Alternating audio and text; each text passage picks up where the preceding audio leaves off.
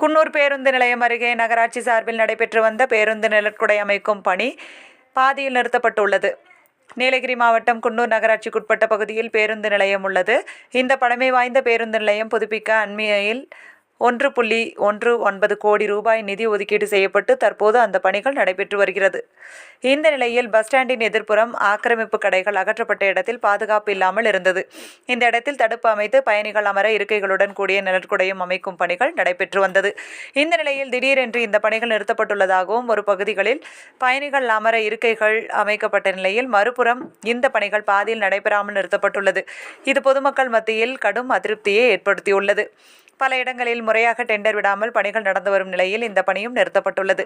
இதனால் பேருந்துக்காக காத்திருக்கும் தங்கள் குழந்தைகளை கையில் ஏந்தி பெண்கள் நீண்ட நேரம் பேருந்து நிலையத்தில் காத்து நிற்கும் அவலம் ஏற்பட்டுள்ளது. எனவே இந்த பணி நடைபெறுமா என்பது கேள்விக்குறியாக உள்ளது.